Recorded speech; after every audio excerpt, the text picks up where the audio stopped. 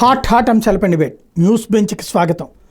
రాష్ట్రంలో జరుగుతున్నటువంటి లేదా రెండు తెలుగు రాష్ట్రాల్లో జరుగుతున్నటువంటి పరిణామాలు, వాటి వెనకాల ఉన్నటువంటి రెండవ కోణం ఏంటో తెలుసుకునే ప్రయత్నం చేద్దాం. ప్రస్తుతం రాజకీయ విశ్లేషకులు పురుషోత్తం రెడ్డి ప్రస్తుతం మనతో పాటు లైవ్లో జాయిన్ అవుతున్నారు.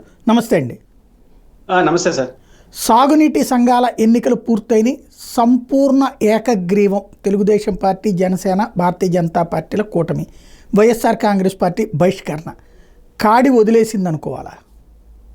అంటే సాగునీటి ఎన్నికల ఫలితాల నేపథ్యంలో కొత్త ప్రభుత్వం ఆలోచన కూడా అర్థమైంది. ఇంకా సార్వత్రిక ఎన్నికలు తప్ప, అంటే నేషనల్ ఎలక్షన్ కమిషన్ సార్వత్రిక ఎలక్షన్ తప్ప మిగతా ఏ ఎన్నికలైనా కూడా అధికారంలో ఉన్న వాళ్ళు గెలుస్తారు, ప్రతిపక్షంలో బహిష్కరిస్తారు అనే ఒక వాతావరణం అయితే మరోసారి రుజువు అయింది. అయితే ఈ సార్వత్రిక ఎన్నికల్లో గత ప్రభుత్వం చేసిన పొరపాట్లని ఈ ప్రభుత్వం అవకాశంగా తీసుకుంది. మనం అధికారంలో ఉన్నప్పుడు చేసే వ్యవహారాలు ఆ తర్వాత అది మనకు మెడకు చుట్టుకుంటాయి, నైతికంగా కావచ్చు, రాజకీయంగా కావచ్చు అనేది ఇది ఒక పెద్ద ఉదాహరణ. 23 మంది వైసీపీ ఎమ్మెల్యేలని తెలుగుదేశం పార్టీ తీసుకొని మంత్రి పదవి ఇచ్చిన తర్వాత ఫిరాయింపుల గురించి మాట్లాడే అవకాశాన్ని తెలుగుదేశం పార్టీ కోల్పోయింది. అంతకుముందు ఒక ఎంపీ పోయినా కూడా పెద్ద గొడవ చేశారు. ఈరోజు ఆ పరిస్థితి లేదు. అట్లే జగన్మోహన్ రెడ్డి గారి ప్రభుత్వంలో ఎన్నికలు జరిగిన తీరు ఒక 60%, 70% గ్యారంటీ గెలిచే అవకాశాలు ఉన్నా కూడా మొత్తాన్ని గెలవాలనే పేరుతో, ఏకగ్రీవాల పేరుతో ప్రోత్సహించడం, దానికి అనుగుణంగా అధికార యంత్రాంగాన్ని ఉపయోగించడం, పార్టీ శ్రేణులు ఏకపక్షంగా వ్యవహరించడంతో వాళ్ళు సృష్టించిన దాన్ని రివర్స్లో ఈడుగడ సృష్టించారు. ఇది ఇంతకు మించి ఈ ఎన్నికల్లో చూసేదేమీ లేదు.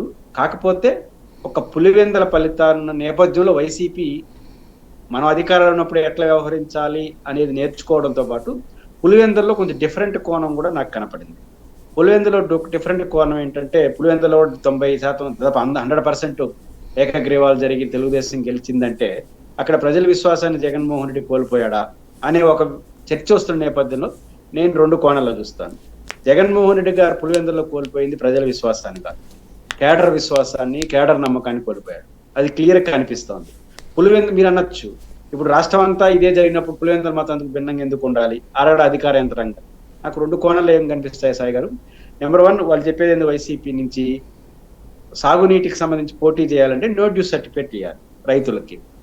ఇవ్వట్లేదు, ఇన్ టైంలో ఇవ్వట్లేదు, బీఆర్ఓలు మేనేజ్ చేసి ప్రభుత్వం ఇవ్వట్లేదు. కొన్ని చోట్ల ఇచ్చినా కూడా దాన్ని చింపేసినారు. బీటెక్ రవి గారు కూడా నేను ఒప్పుకునే ప్రసక్తి లేదు 5 ఏళ్ళంటూ మాట్లాడాడు. వాళ్ళ అధికారంలో దుర్వినియోగం చేయడాన్ని నేనేం సమర్థించను, అది కరెక్ట్ కూడా కాదు. కానీ ఎక్కడ ప్రతిఘటన? తెలుగుదేశం పార్టీ ఉన్నప్పుడు ప్రతిఘటన చేసినారు. ఈ ప్రతిఘటన వైపు కూడా వెళ్ళలేదు. ప్రతిఘటన అంటే కొట్టమని కాదు, కనీసం ధర్నాను, ఒక నిరసన ప్రజాస్వామ్య పద్ధతిలో తెలియజేయడానికి అవకాశం ఉంది. అక్కడ కనపల్ల.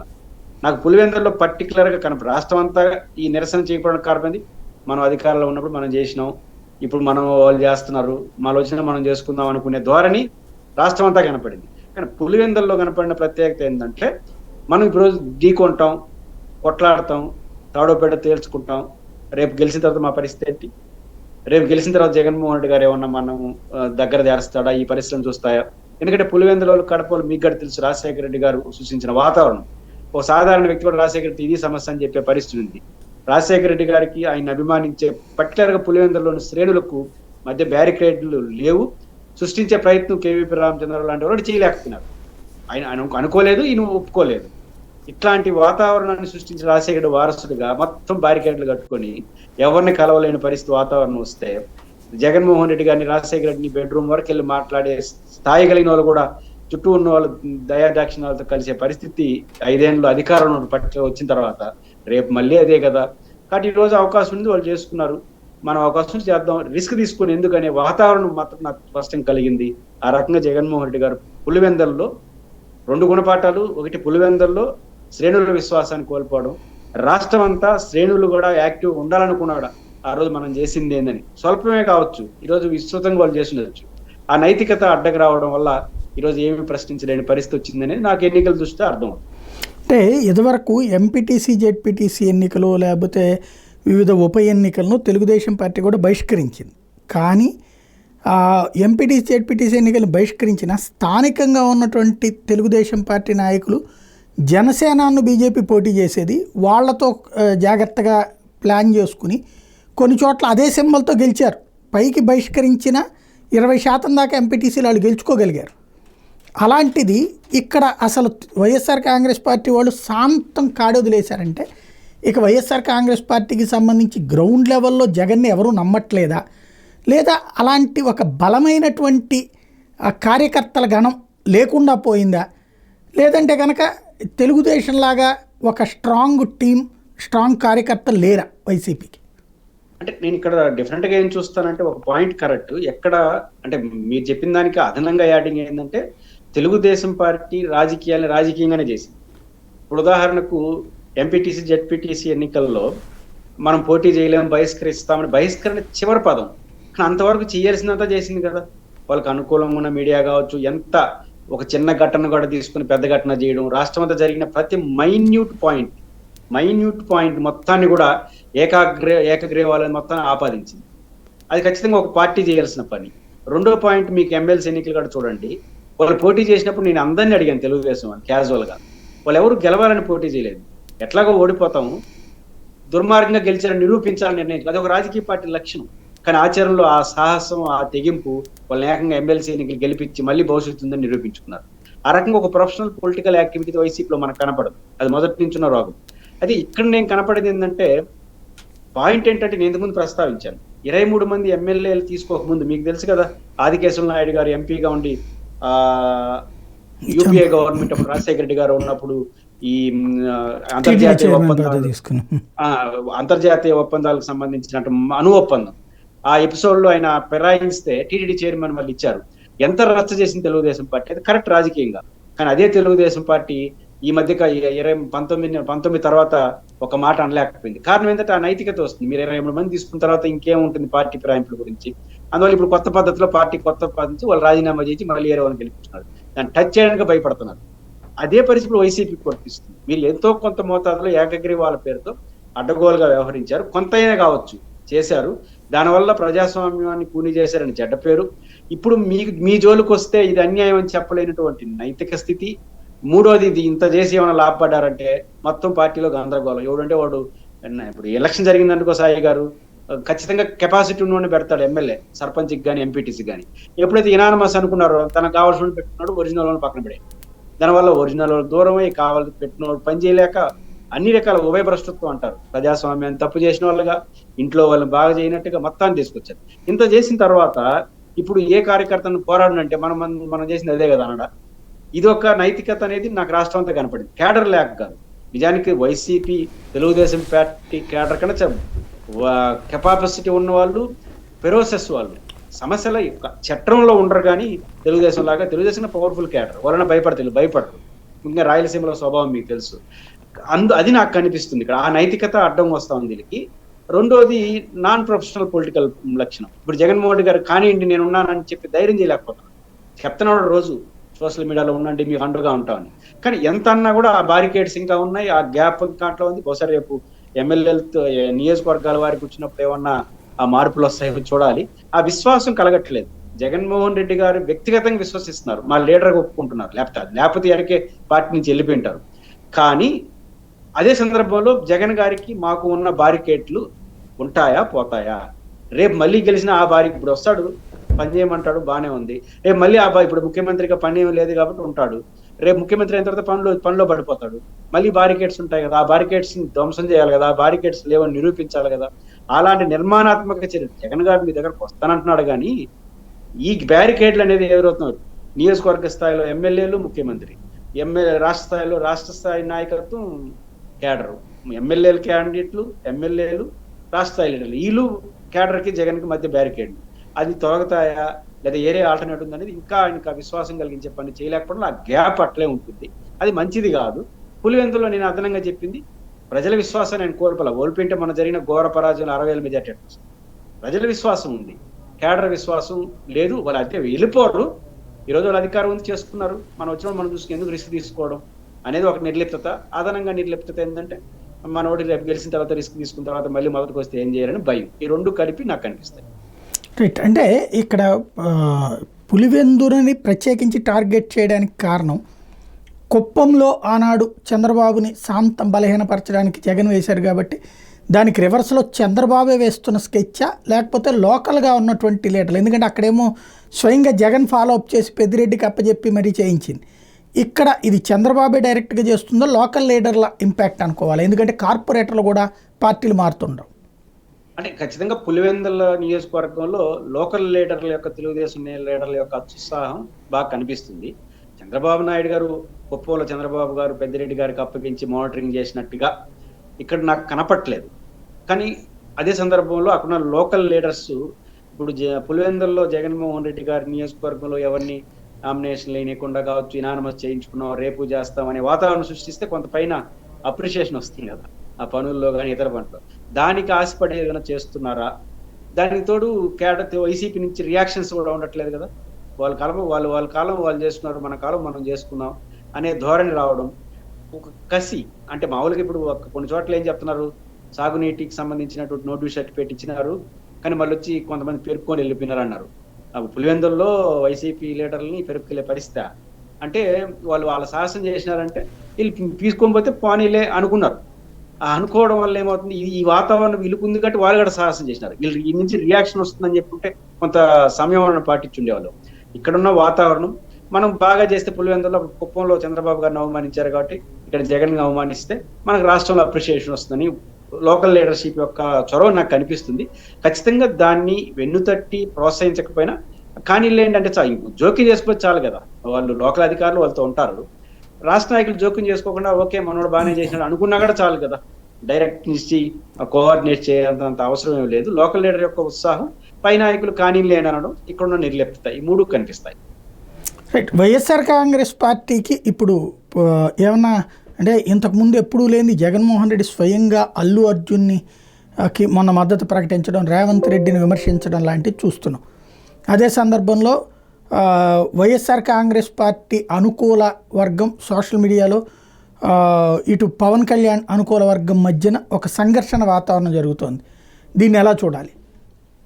ఖచ్చితంగా ఇప్పుడు పవన్ కళ్యాణ్ గారు ఒక సెక్షన్ ఆఫ్ పీపుల్ కి ఖచ్చితంగా మా భవిష్యత్ లీడరు అనుకోవడం తప్పేం కాదు, కులపరంగా చూసినా కూడా. ఇప్పుడు రెడ్డి కమ్యూనిటీ వైసీపీని, కమ్మా కమ్యూనిటీ తెలుగుదేశం ఉన్నప్పుడు ఈ రెండు కులాలు కలిపితే అంత కులం సంఖ్య ఉన్నటువంటి కాపులు కూడా మాకు ఒక అవకాశం రాకూడదా, ఏంటి వాళ్ళేనా అనే భావన రావడం నేను కులపరంగా చూడటంతో పాటు డెమోక్రటిక్ గా కూడా చూస్తాను. ఇది తప్పే ఉందనే భావన వస్తుంది ఏ సమాజానికైనా.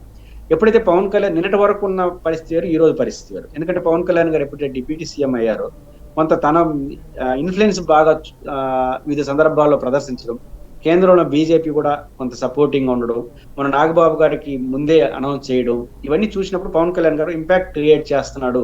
మామూలుగా పేవరం అయిపోతారు చిన్న పార్టీలు పెద్ద పార్టీల ముందు, అందుకు భిన్నంగా కొంత ఇండిపెండెంట్ గా ఉంటున్నాడు అనే వాతావరణం ఎప్పుడు వస్తుందో, మా వాడు ఎప్పటికైనా ముఖ్యమంత్రి అవుతాడనే భావన ఒక సెక్షన్ ఆఫ్ పీపుల్కి వచ్చింది, అది ఉంటుంది.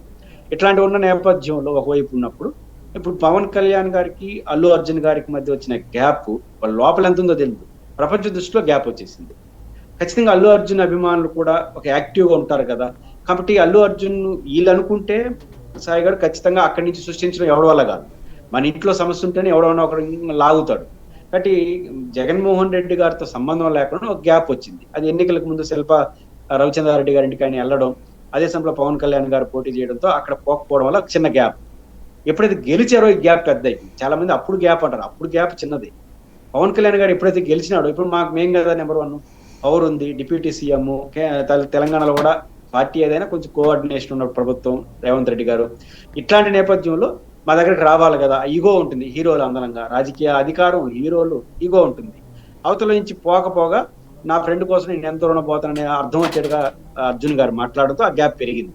దానితోటి పుష్ప 2 రిలీజ్ సందర్భంలో వచ్చినటువంటి గందరగోళం, ఎవరు అడ్డుకోకపోయినా ఒక వాతావరణం క్రియేట్ అవ్వడం, వెంటనే దీని వైసీపీ వాళ్ళు ఖచ్చితంగా దాన్ని లీడ్ చేసినారు. శిల్పా రవిచంద్రారెడ్డి గారి సినిమా చూడటం, వెంటనే ఈ జరిగిన ఘటనలో అల్లు అర్జున్ గారిని అరెస్ట్ చేయడం, జగన్మోహన్ రెడ్డి గారు తీవ్రంగా స్పందించడం. నేను చూశాను ఆయన ఎక్స్ లో, ఆయన మొత్తం ఎక్స్ చరిత్రను పరిశీలిస్తే వితిన్ 1 hour లో 6 lakh వ్యూస్ వచ్చినాయి అర్జున్ కి మద్దతుగా, అల్లు అర్జున్ మద్దతు ఇచ్చినప్పుడు. అంటే వాళ్ళ అభిమానులు ఎంతగా రిసీవ్ చేసుకున్నారు. ఈ ఆపద సమయంలో సాయి గారు ఎవరు సహాయం చేసినా అది పెద్దగా చూస్తారు. ఆయన సహాయం చేసేది లేదో నైతిక మద్దతు ఇచ్చినాడు. దట్టు నిరంజన్ రెడ్డి గారు సొంత లాయర్, ఆయన వ్యక్తిగతంగా స్నేహితులు, రెండోది రాజ్యసభ సభ్యుడు వైసీపీ. ఆయన పమ్మంటే పోయినాడని కాదు, ఆ ఇంపాక్ట్ క్రియేట్ అయిపోయింది. దానికి తోడు వీళ్ళు ఎవరు పలకరించకపోవడం, అంత ఇన్ఫ్లుయెన్స్ చేయకపోవడం, వీటి వల్ల ఖచ్చితంగా అర్జున్ గారు పవన్ కళ్యాణ్ మధ్య వచ్చిన గ్యాప్ లో దాన్ని ఉపయోగించుకునే ప్రయత్నం ఏ పార్టీ అయినా చేసినా అటు వైసీపీ ఎఫెక్ట్ గా ఈ విషయంలో చేయగలిగింది అనుకుంటున్నాను. అయితే ఇది ఎంత వర్కౌట్ అవుతుంది సాయి గారు, ఇప్పుడు పవన్ కళ్యాణ్ గారిని అభిమానించే వాళ్ళు మమ్మల్ని టార్గెట్ చేశాడు జగన్ అని కక్ష కట్టి వేశారు వ్యతిరేకంగా, అభిమానులు అట్లే ఉంటారు. రేపు అల్లు అర్జున్ అభిమానులు కూడా ఖచ్చితంగా మాకు ఆపద సమయంలో సహాయం చేసిన వ్యక్తిగా, పార్టీగా వాళ్ళు మమ్మల్ని అవమానించిన వాళ్ళుగా చూస్తారు. అది ఎంతో కొంత జగన్మోహన్ గారు వర్కౌట్ ఉంది. దీన్ని పెంచే ప్రయత్నం జగన్ గారు చేస్తారు, ఒక రాజకీయ పార్టీగా ఖచ్చితంగా చేస్తుంది. అది ఎప్పుడు సక్సెస్ అవుతుందంటే ఇప్పుడులాగా వాళ్ళ కారణం అయితేనే సక్సెస్ అవుతుంది. వాళ్ళు అడ్జస్ట్ చేసుకుంటే కూడా ఈ గ్యాప్ మాత్రం ప్రజల్లో ఉండే అవకాశాలు అయితే ఉంటాయి. అంటే అల్లు అర్జున్ దగ్గరికి ఇది ఒక పెద్ద కన్ఫ్యూజన్ అందరికీ అయోమయంగా ఉన్నది ఏంటంటే, అల్లు అర్జున్ కేసుని వాదించినటువంటి Niranjan Reddy YSR Congress party MP, lawyer, సుప్రీంకోర్టులో కూడా వాదిస్తుంటారు. అయితే నిరంజన్ రెడ్డిని జగన్మోహన్ రెడ్డి పంపించినట్ట, లేకపోతే అల్లు అరవింద్ ఎంగేజ్ చేసుకున్నట్ట? ఖచ్చితంగా నిరంజన్ రెడ్డి గారు ప్రొఫెషనల్ గా ఆయనకు మంచి పేరుంది, బాగా మంచి ఆర్గ్యుమెంట్ చేస్తాడు, ఎఫెక్టివ్ లాయర్ అనే పేరుంది. బట్ ఆయన 2-3 ఇంటర్వ్యూలు కూడా చూసాం, చిరంజీవి గారి పట్ల ఆయనకున్న సాఫ్ట్ కనరు, కొన్ని సినిమా థియేటర్లతో ఉన్న అనుబంధం, వీటన్నిటి రీత్యా ఖచ్చితంగా ఒక లుక్ రావడానికి వాళ్ళకున్న రిలేషన్, అదనంగా జగన్మోహన్ రెడ్డి గారితో ఆయన రాజ్యసభ సభ్యుడు కావడం వల్ల వైసీపీ వాళ్ళు కూడా వాళ్ళతో ఉన్నారు కాబట్టి నిరంజన్ రెడ్డి అయితే కొంచెం గట్టిగా ఈ సమయంలో ఓన్ చేసుకుంటాడు. జగన్మోహన్ రెడ్డి గారికి చెప్పి ఆయన పంపించుంటాడని నేనైతే అనుకోను. కానీ జగన్ గారి మనిషి అనేది నో డౌట్, ఎందుకంటే రాజ్యసభ సభ్యుడు ఆ పార్టీకి. రెండో అంశం వాళ్ళతో రిలేషన్ ఉంది కాబట్టి జగన్ గారికి అనుకూలం ఉన్న మనిషి, వీళ్ళకి రిలేషన్ ఉన్న మనిషి కాబట్టి మన రిలేషన్ 100 మంది ఉంటారు. కానీ జగన్మోహన్ రెడ్డి దీన్ని బాగా ఉంటాడు కదా, కాబట్టి ఈ టైంలో జగన్ గారితో అనుకూలంగా ఉన్న వ్యక్తి, మనకు రిలేషన్ ఉన్న వ్యక్తి అనేది కోయిన్సిడ్ అయ్యింది. ఆ రకంగా ఆయన ఎంగేజ్ చేసుకుంటారు. ఖచ్చితంగా ఏ ఉద్దేశంతో చేసినా ఆ జగన్మోహన్ రెడ్డి ఖాతాలో పడడానికి ఎక్కువ అవకాశాలు ఉంటాయి. 2000 ఏదైతే ఈ 20వ సంవత్సరం ఆ తర్వాత అంటే 2020 అనేది వాస్తవంగా మనందరం ఏదైనా ఇవాళ తినగలిగాం, ఈ స్థాయికి వచ్చామంటే చంద్రబాబు గారి విజన్ 2020 డాక్యుమెంట్ వల్ల. కాబట్టి మన అందరి జీవితాలు కూడా ఆయన ప్లాన్ ప్రకారమే నడిచినాయి. అది ఆయనలో ఉన్నటువంటి విజన్. రాబోయే 2047 దాకా కూడా ఆయన విజన్ తయారు చేసేశారు. ఇది తాజాగా విజన్ డాక్యుమెంట్ రిలీజ్ సందర్భంగా భవిష్యత్తుకు సంబంధించి తెలుగుదేశం పార్టీ ప్రొజెక్ట్ చేస్తున్నటువంటి అంశం. అంతటి విజన్ ఉన్న నాయకుడు కాబట్టినే ఆంధ్రప్రదేశ్కి ఆయన అవసరం. మరో 25 ఏళ్ళ దాకా ఆయన విజన్ ఉండాలి, ఆయన నాయకత్వం వహించాలన్నది పవన్ కళ్యాణ్ గారి మాట. దీన్ని ఎలా చూస్తారు? 2-3 అంశాలు ఉన్నాయి.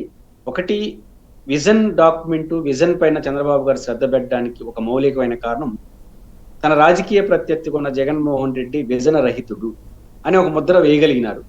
కొంత జగన్మోహన్ రెడ్డి అభిమానించే వాళ్ళు కూడా జనరల్ గా ఆయన ఎమోషనల్ లీడరు, ఆయన పార్టీ పుట్టుకే 16 నెలలు జైలు శిక్ష కాదు, జైల్లో ఉండి అక్కడి నుంచి కంటిన్యూ కావడం, తర్వాత ఈ ఎన్నికలు, ఒక ఎమోషనల్ లీడర్ గా, పోస్ట్ లీడర్ గా, యంగ్ లీడర్ గా జగన్మోహన్ రెడ్డి గారిని జనం చూస్తారు. అదే సందర్భంలో విజన్ ఉన్న వ్యక్తిగా కాకుండా దీనిదే చూస్తారు. అంటే చంద్రబాబు గారు ఆయన విభేదించే వాళ్ళు రాజకీయంగా జగన్మోహన్ రెడ్డి గారిని, ఈయనకి విజన్ లేదనుకుంటారు. ముఖ్యంగా సంక్షేమ పథకాల వల్ల ఓట్ల కోసం సంక్షేమ పథకాలు తప్ప విజన్ యాడ్ ఉంది అని ఒక ముద్ర వేయించుకున్నాడు. ఇట్లాంటి ముద్ర వేసుకున్న వ్యక్తి రాజకీయ ప్రత్యర్థిగా ఉండడం, విజన్ అనేదాన్ని ఎవరైనా యాక్సెప్ట్ చేస్తారు. ఎందుకంటే విజన్ ఎలాంటిదో పక్కన పెడితే విజన్ ఉండడం చాలా ఇంపార్టెంట్ కదా ఏ సమాజానికైనా, అందులో పరిపాలించే వాళ్ళకి. కాబట్టి విజన్ రహితుడు ప్రతిపక్షంలో ఉన్నాడు, విజన్ ఉన్నటువంటి దూరదృష్టి చంద్రబాబు గారు ఉన్నాడు. కాబట్టి ఆయన ఎప్పుడు విజన్ వాడుతూ ఉంటాడు. ఇది ఆయన విజన్ ప్రధానంగా నమ్మడానికి, దాన్ని ఎక్కువగా ప్రమోట్ చేయడానికి ఒక కారణంగా నేను చూస్తున్నాను. ఇది మొదటి అంశం. రెండో అంశం, విజన్ చంద్రబాబు గారికి ఎంత ఉంది, ఎంత లేదు, ఆయన చెప్తున్న విజన్ కి రియాలిటీకి మధ్య పొంతను కూడా చూడాలి.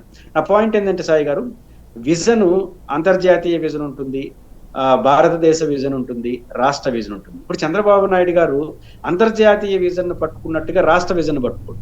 ఆయన మొదటి నుంచి, నాకు ఇప్పుడు 2020 వరకు అన్నం మీరు ఏదో చెప్పారు, కానీ ఆయన ప్రధానంగా చెప్పేది ఏంటంటే ఐటీ డెవలప్మెంట్. ఆ రోజు నేను ఐటీ గురించి మాట్లాడితే అందరూ నవ్వుకున్నారు. ఎవరు నవ్వుకున్నారు? ఐటీకి ఈయన మాట్లాడుకున్నట్టు ఐటీ జరుగుతుందా?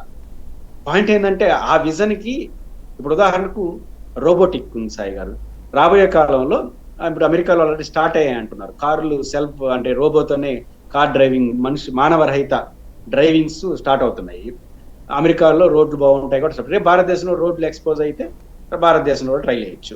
మానవ రహిత డ్రైవింగ్ కార్లు, ఇది ఇప్పుడు నేను మాట్లాడుతున్నాను సాయి గారు. మానవ రహిత భవిష్యత్తులో కూడా రోబోటిక్ ఈ వ్యవస్థ వల్ల వస్తుందని నేను మాట్లాడతాను. ఇది నా విజన్ అని ఒప్పుకుంటారా? నా విజన్ కి నేను ప్రపంచంలో జరుగుతున్న గమనం అది.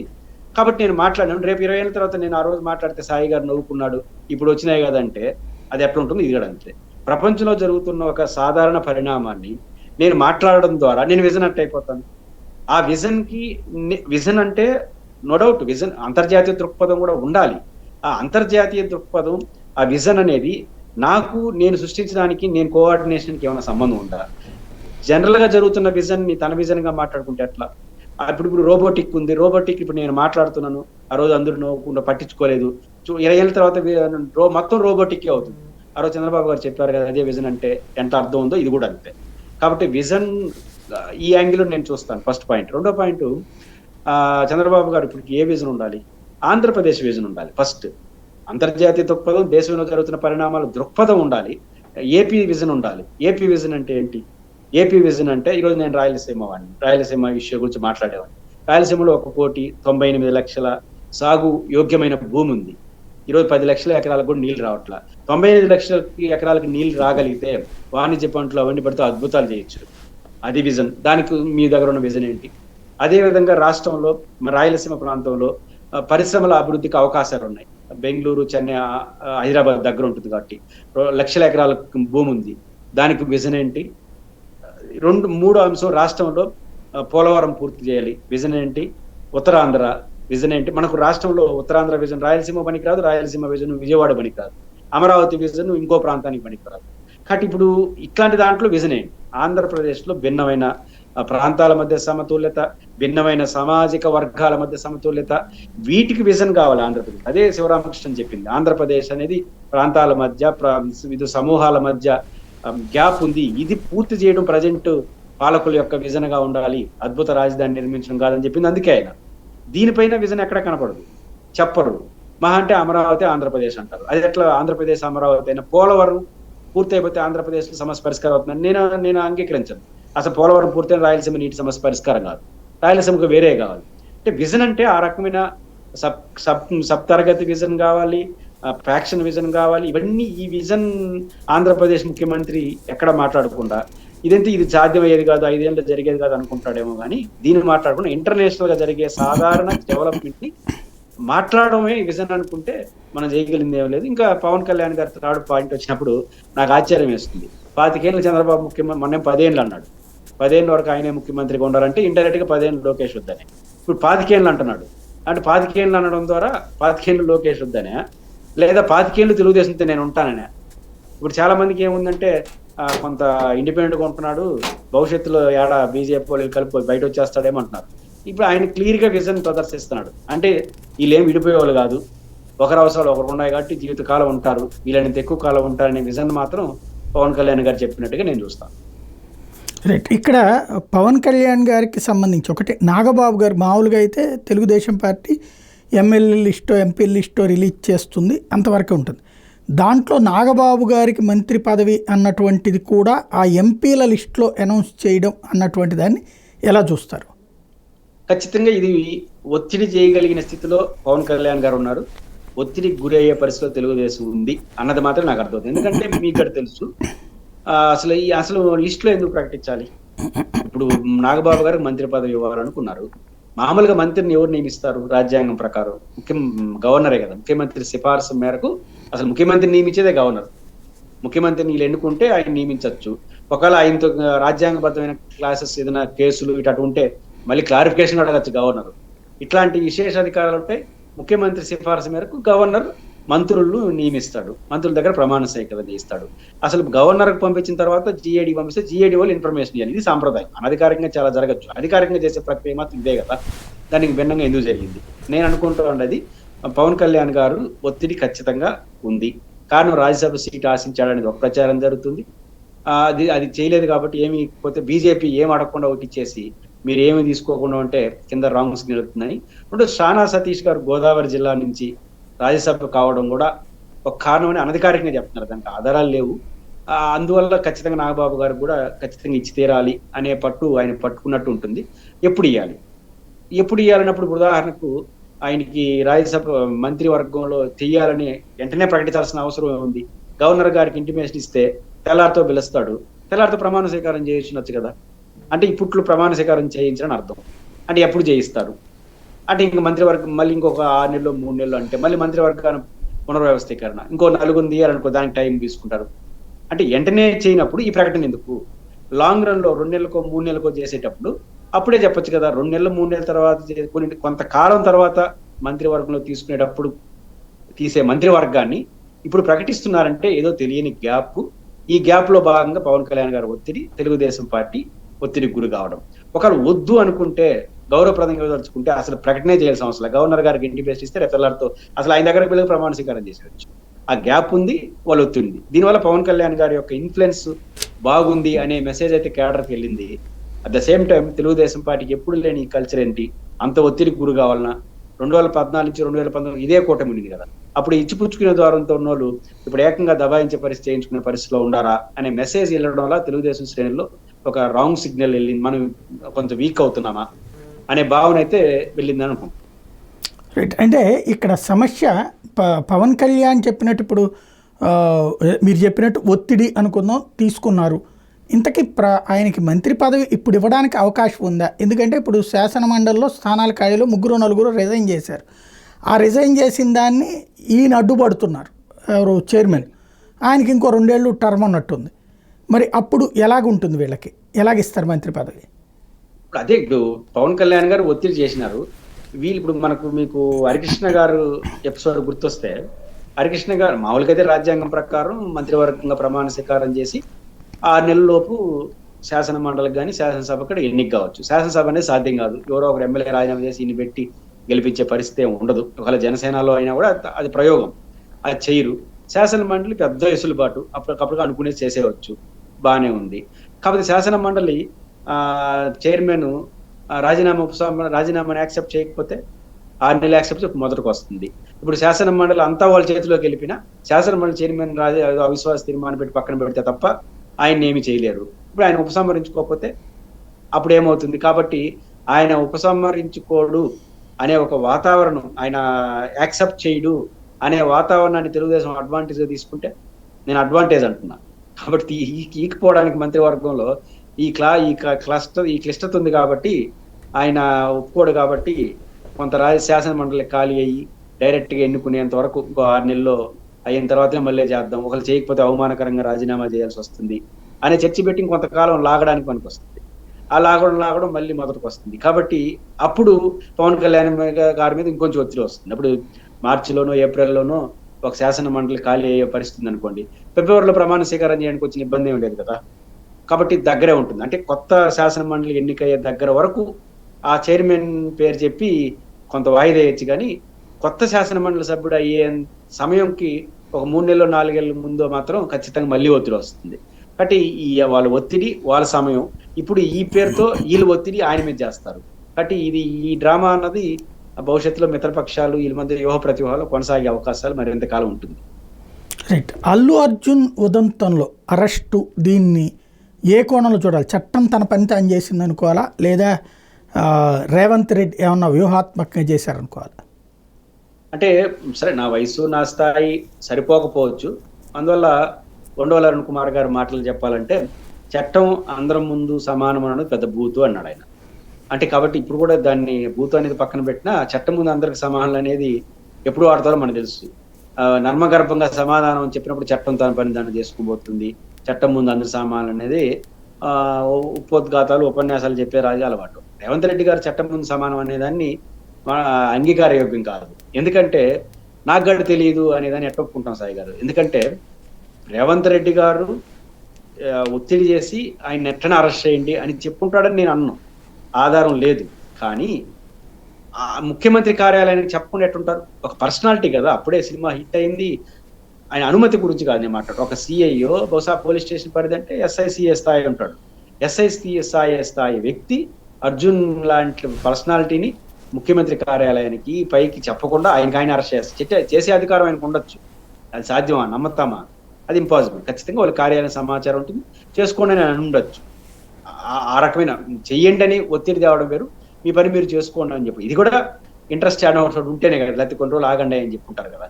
ఖచ్చితంగా రేవంత్ రెడ్డి గారు చరించారని నేను అన్న కానీ రేవంత్ రెడ్డి గారికి తెలియకుండా జరుగుతుందని మాత్రం నేను అనుకోను. అయితే ఇప్పుడు వినిపిస్తున్న సమాచారం ప్రకారం ఆంధ్రప్రదేశ్లో చంద్రబాబు గారు పవన్ కళ్యాణ్ గారు చేయించారని అంబటి రాంబాబు గారు అనేశాడు. అది రాజకీయ కారణాలు, రాజకీయంగా ఉంటాయి. నేనైతే చంద్రబాబు నాయుడు గారికి ఆ అవసరం ఉంటుందని అనుకోను. అలాంటి పనులు కూడా చంద్రబాబు గారు ఇట్లాంటి సందర్భాల్లో చేస్తారని అనుకోను. ఎందుకంటే ఆయనకి ఏమి లాభం రాజకీయంగా కూడా, కాబట్టి అది అవకాశం లేదు. రెండో పాయింట్ ఏంటంటే, ఒకటి వినిపిస్తా ఉంది, అది నిజం అపలేదు. ఒక ప్రీ రివిజన్ ఒక ఫంక్షన్ లో రేవంత్ రెడ్డి గారి పేరు సరిగ్గా చెప్పలేదు, అందువల్ల ఆ హుందాబుద్ధిని చేస్తుంటారని ఇంకో ప్రచారం జరుగుతా ఉంది. ఏదైనప్పటికీ కూడా దీనికి ఏది ఆధారాలు లేవు. కానీ రేవంత్ రెడ్డి గారు మైండ్ లో లేకుండా, రేవంత్ రెడ్డి గారికి సమాచారం లేకుండా యథాలాపంగా చట్టం తన పని చేసుకుందని మాత్రం నేనైతే అనుకోలేను. అది కరెక్ట్ కూడా కాదు. ఖచ్చితంగా అర్జున్ గారి విషయంలో ప్రభుత్వం సమాచారం ఉండే జరిగిందని మాత్రం నేను అనుకుంటున్నాను. ఇది ఖచ్చితంగా కాంగ్రెస్ పార్టీకి నష్టం తప్ప లాభం లేదు. ఎందుకంటే ఆ రోజు ప్రియాంక గాంధీ గారు అద్భుతమైన ఉపన్యాసం చెప్పారు లోక్సభలో. అసలు ఆ విషయం కూడా ఎవరికి తెలియదు. అలా సోమవారం అరెస్ట్ చేస్తుంటే పోయిందే ఉంది, అరెస్ట్ చేయాల్సిన అవసరం ఉంది. సీక్వెన్స్ చూసినప్పుడు కోర్టు గారికి కన్విన్స్ అయింది కదా. కాబట్టి అల్లు అర్జున్ గారికి అంత పెద్ద సెక్షన్లు పెట్టి చేయాల్సిన అవసరం లేదు. ఇది కాంగ్రెస్ పార్టీకి నష్టం. ఖచ్చితంగా కాంగ్రెస్ పార్టీలో అసమ్మతి వర్గాలు ఎప్పుడు ఉంటాయి కాబట్టి ఇట్లా వాటిని వాళ్ళు వాడుకునే అవకాశం ఉంది. ఈ అల్లు అర్జున్ అభిమానించే ఎంతమంది హర్ట్ అయినా ఆ మేరకు అది కాంగ్రెస్ నష్టం తప్ప ఇంకోటి. అందువల్ల బీజేపీ, బీఆర్ఎస్, ఆంధ్రప్రదేశ్ సీఎం, మాజీ సీఎం జగన్ గారు ఎప్పుడు స్పందించరు, అప్పుడు వెంటనే స్పందించేసినాడు. ఇవన్నీ చూసినప్పుడు కాంగ్రెస్ పార్టీకి పెద్ద లాభం అయితే అనుకోను. మోహన్ బాబు ఎపిసోడ్ని ఎలా చూస్తారు? టైగర్, క్యాజువల్ గా ప్రతి కుటుంబంలో ఆ సమస్య ఉండడం అనేది సహజం ఎక్కడైనా. దట్టు సెలబ్రిటీస్ గా ఉండడం, ఆర్థికంగా పెద్ద కుటుంబం కావడం, బయటపడడంతో అది పెద్ద ప్రపంచాన్ని ఆకర్షించింది. అదే సందర్భంలో వాళ్ళ కుటుంబ సభ్యుల మధ్య వ్యత్యాసాలు వివిధ సందర్భాల్లో మనం వ్యక్తం అవుతున్నాయి. ఈ సెలబ్రిటీస్ కానీ హై లెవెల్ ప్రొఫైల్స్ లో ఉన్న వాళ్ళు వీలైనంత తొందరగా ఆస్తులు పంచుకోకపోతే, సెటిల్మెంట్ నీది అని చేసుకోకపోతే ఎట్లా వస్తాయో షర్మిల గారు జగన్ గారి ఎపిసోడ్లో అయితే ఆస్తులని టెక్నికల్ గా ఎప్పుడో పనిచేసినారు. ఏదో ఒక జనరల్ అస్యూరెన్స్, అభిమానం, ఇచ్చిపుచ్చుకునే ద్వారంతో ఇచ్చిన హామీ తప్ప ఆ హామీ ఎంత గొడవైంది చూడండి. షర్మిల గారు ఎంత దాన్ని ఇష్యూ చేశారు. వీళ్ళు ఆర్థికంగా పరిపుష్టి కలిగిన వాళ్ళు, రాజకీయంగా ఉన్నవాళ్ళు దాంతో ఆడుకుంటారు. కాబట్టి వీళ్ళు కూడా పరిపుష్టి ఉన్న వాళ్ళు. అందులో 1 లక్ష, 2 లక్షలు, 10 లక్షలు అయితే ఆ పాండిలే అనుకుంటారు, కోట్ల రూపాయల వ్యవహారాలు. వీళ్ళందరికీ రాజకీయ కుటుంబాలు ఉన్నాయి. మోహన్ బాబు గారు రాజ్యసభ సభ్యుడిగా ఉన్నారు. విష్ణు గారు సతీమణి వైఎస్ కుటుంబంతో వాళ్ళకి ఎంత సంబంధాలు ఉన్నాయి కానీ పెళ్లి చేసుకునే సంబంధాలు ఉన్నాయి. ఈయన సతీమణి ఏకంగా అఖిలప్రియ గారి చెల్లెలు, భూమనారెడ్డి గారు సోమనాయుడు కూతురు, ఇవన్నీ ఉన్నాయి. కాబట్టి అహం ఉంటుంది, ఆర్థికంగా పెద్ద అంశం. కాబట్టి ఈ ఆస్తి తగాదాలు సరైన సమయంలో చేసుకోకపోతే ఇవన్నీ వస్తాయి. దీనికి తోడు వాళ్ళ టెంపర్మెంట్ కూడా, మోహన్ బాబు గారు కూడా చాలా సందర్భాల్లో తొందరపడడం, ఆవేశానికి లోడు కావడం అనేది మొదటి నుంచి ఉన్నటువంటి ఆయనకున్న అలవాటు. విష్ణు గారు కూడా, ఈ మనోజ్ గారు కూడా చాలా సందర్భాల్లో ఫెరోషస్ గా బిహేవ్ చేయడం ఉంటాయి. ఇవన్నీ కారణాల రీత్యా పెళ్లిళ్ళు, అవి మొదటి భార్య, ఆమె మొదటి భర్త, ఇవన్నీ కన్ఫ్యూజ్ వల్ల ఎక్కడో మిస్ఫైర్ అయ్యి ఇక్కడికి వచ్చింది. వాళ్ళ సహజ స్వభావం కూడా ఆ మీడియా పైన వచ్చినట్టు దాడి, వాళ్ళు కూడా మీడియా కూడా అంత సందర్భాల్లో అత్యుత్సాహం చూపి ఏదో బయట పెట్టాలనే పేరుతో వాళ్ళు వెళ్ళడం, ఇవన్నీ ఒకదాని ఇది కుటుంబ వ్యవహారమే. వాళ్ళకున్న సహజ ధోరణి, రాజకీయ అనుబంధాలు ఇవన్నీ కలిపి ఇంత దూరం తీసుకొచ్చింది అనుకుంటున్నాను. రైట్, ఫైనల్గా ఒక్కటి చెప్పండి. జమిలి ఎన్నికలు అన్నటువంటి కాన్సెప్ట్లో 2 వెర్షన్స్. విజయసాయి రెడ్డి 2027 కల్లా సిద్ధంగా అమ్మంటున్నారు. అదే సందర్భంలో 2029 దాకా జరగదు అన్నటువంటిది చంద్రబాబు గారు చెప్తున్నారు. ఏది వాస్తవం? రెండవది, జమిలి ఎన్నికలు జరిగితే, ఒకవేళ 27లో జరిగితే వైఎస్ఆర్ కాంగ్రెస్ పార్టీ నష్టపోతుందా, లాభపడుతుందా? ఇక్కడ పాయింట్ ఏంటంటే, 27 జమిలి ఎన్నికలు జరుగుతాయనే దానికి సైంటిఫిక్ రీజన్స్, అంచనాలే తప్ప డైరెక్ట్ గా చెప్పడానికి వాళ్ళేమో బీజేపీ అని చెప్పలా. విజయసాయి గారు కూడా ఏం చెప్పుకుంటారు. 29లో జరుగుతుందని చంద్రబాబు గారు చెప్పారు. వాళ్ళ కోరికలు, వాళ్ళ అభిప్రాయాలుగా చెప్తున్నారు, అంచనాలుగా చెప్తున్నారు. చంద్రబాబు గారు 29లో ఎన్నికలు జరగాలి ఆయన కోరుకుంటున్నాడు, 27లో జరిగితే బాగుంటుందని వైసీపీ వాళ్ళు కోరుకుంటున్నారు. కాబట్టి కోరికల్ని వాళ్ళకున్న సమాచారంగా చెప్పే ప్రయత్నం చేస్తున్నారు.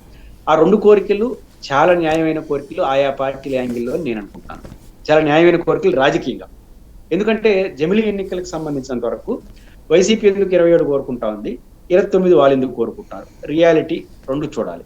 రియాలిటీ ఫస్ట్ నేను అనుకున్నప్పుడు విజయసాయి రెడ్డి గారు చెప్పింది కరెక్ట్ అనే పాయింట్ కాదు.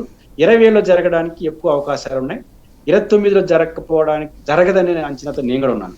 27లో జరిగితే 27 ఆ ప్రాంతంలో జరగాలి, లేదా 29 తర్వాతే అనుకుంటాను. కారణం ఏంటంటే 27కి ఎందుకంటే బీహార్, అదేవిధంగా పశ్చిమ బెంగాల్, తమిళనాడు, ఉత్తరప్రదేశ్, గుజరాత్ ఈ రాష్ట్రాలు దాని చుట్టూ జరుగుతాయి. ఇప్పుడు ఉదాహరణకు ఉత్తరప్రదేశ్లో బహుశా 27 ఆ ప్రాంతంలో 28 అనుకుంటాను. ఆ ప్రాంతంలో ఉత్తరప్రదేశ్ ఎన్నికలు జరుగుతాయి. 26, 25 ఎండింగ్ లో బీహారు, 26 ప్రాంతంలో గుజరాత్, బీహార్ అండ్ పశ్చిమ బెంగాల్, తమిళనాడు జరుగుతాయి. ఇది తమిళనాడు తప్ప మీద అన్నింటిలో శాసనసభ ఎన్నికలు ఉత్తరప్రదేశ్ జరిగిపోయి 29లో మళ్ళీ సార్వత్రిక ఎన్నికలు అంటే ఉత్తరప్రదేశ్ లో పెద్ద మూల్యం చెల్లించుకుంటుంది బీజేపీ. అక్కడ గెలిచినా కూడా మళ్ళీ సమస్యలు వస్తాయి. ఇట్లాంటి వాతావరణం ఎక్కువ రాష్ట్రాలు డిఫికల్ట్ కాకుండా, అంటే డిఫికల్ట్ అంటే పార్టీలు కాదు, పార్టీలను అయితే కొట్టిపారేస్తారు. ప్రజలు కూడా మొన్న జరిగింది మళ్ళీ ఏం జరిగింది అనుకుంటారు కదా. అంటే మెజారిటీ రాష్ట్రాలు ఇన్కన్వీన్స్ లేని ప్రాంతం కాబట్టి కొన్ని రాష్ట్రాలకి ఎక్స్టెన్షన్, కొన్ని రాష్ట్రాలకు ముందు తోసి 27 జరుపుకోవడానికి ఒక స్కోప్ ఉంది. 29 జరిపితే ఒక 3 రాష్ట్రాలు తప్ప అన్ని జరిగిపోయి ఉంటాయి, దగ్గరలో ఉంటాయి. ఇది చాలా ఇబ్బందికర వాతావరణం ఉంటుంది కాబట్టి 27 అనేది ఒక scientific reason. Second point, YCP ఎందుకు కోరుకుంటాం 27? లాభమా? ఖచ్చితంగా వైసీపీకి లాభం కోరుకోవడం తప్పలేదు. ఉదాహరణ ఇప్పుడు మామూలు భాషలో చెప్పాలంటే ఫెయిల్ అయిన విద్యార్థికి సప్లిమెంటరీ ఉంటుంది అక్టోబరు, మార్చి. కానీ అడ్వాన్స్ సప్లిమెంటరీ ఉంటుంది జూన్లోనే, అకాడమిక్ ఇయర్ దెబ్బదనుకుంటా. అడ్వాన్స్ సప్లిమెంటరీ పెడితే ఫెయిల్ అయిన విద్యార్థులు అందరూ సంతోషిస్తారు. ఎందుకంటే ప్రయోగమే కదా, ఎట్లా ఫెయిల్ అయినాము రాస్తాము, వస్తే పాసు లేకపోతే ఫెయిల్, కొత్తగా పోయింది ఏమి లేదు. ఇప్పుడు ఎట్లా వైసీపీ కూడా అంతే కదా. వైసీపీ ఇప్పుడు ఓడిపోయింది, అది ఘోరంగా. 27లో ఎన్నికలు జరిగితే మళ్ళీ ఓడిపోయింది అనుకో, ఓడిపోవడమే తప్ప ఏం పోయింది ఏం లేదు కదా. పైపిచ్చు ఇంత ఘోరంగా ఉండదు. ఇప్పుడు ప్రభుత్వం మీద వాళ్ళ మీద వ్యతిరేకత పోతుంది. కార్యకర్తలు ఓడిపోతే ఏమో నష్టపోయినామో, కొంతమంది ఓడించిన వాళ్ళకి కూడా గుణపాఠం. ఎంతో కొంత సంక్షేమ పథకాలు అంత అమలు చేయలేదు, డెవలప్మెంట్ ఏమి చూపించలేదు. 2-3 ఏళ్ళు అనేది అధికార పార్టీకి ఇన్కన్వీన్స్. ఈ అన్నిటి రీత్యా వైసీపీకి గెలుస్తామని నమ్మకం ఉంది. వాళ్ళు గెలవకపోయినా మనలాంటి వాళ్ళు చెప్తే ఇంకా బెటర్ ఫలితాలే వస్తాయి తప్ప పోయింది ఏం లేదు వైసీపీకి. ఆ రీత్యా వాళ్ళు 22, 27 వరకు క్యాడర్ కూడా యాక్టివ్ అయిపోతారు 27 ఎన్నికలు జరిగితే. అదే తెలుగుదేశం పార్టీకి సంక్షేమ పథకాల సాధిగా వాళ్ళు పోలేరు. సంక్షేమ పథకాల బ్రాండ్ అంబాసిడర్ జగనే ఓడిపోయినప్పుడు వీళ్ళు అంతో ఇంత అమలు చేసి తక్కువ అమలు చేస్తే వీళ్ళు ఏం పోతారు? డెవలప్మెంట్ చూడాలి, ఒక రాజధాని, ఒక పోలవరం, ఒక ఇన్స్టిట్యూషన్స్.